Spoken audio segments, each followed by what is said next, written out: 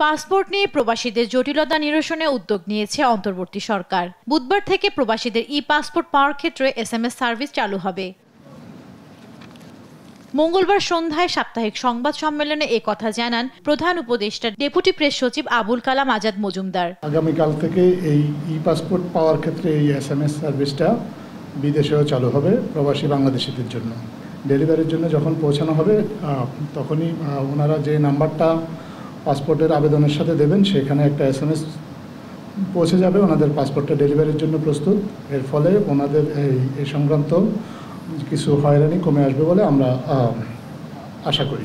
এ সময় শেখ হাসিনা সহ জুলাই কিলিংয়ে জড়িত ৭৫ জন এবং গুমে জড়িত ২২ জনের পাসপোর্ট বাতিল করার কথা জানান ডেপুটি প্রেস সচিব। যারা গুম এবং হত্যা এগুলোর সাথে জড়িত এরকম ২২ জনের পাসপোর্ট বাতিল করা হয়েছে এবং জুলাই কিলিংয়ের পরে জুলাই কিলিংয়ের সাথে জড়িত, জুলাই কিলিংয়ের সাথে অভিযুক্ত, জুলাই কিলিংয়ের জন্য এরকম ৭৫ জনের পাসপোর্ট বাতিল করা হয়েছে।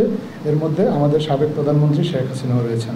আর প্রেস সচিব শফিকুল আলম জানান ৬টি সংস্কার কমিশনের মধ্যে ৫টি কমিশন ১৫ জানুয়ারি প্রতিবেদন জমা দিবে।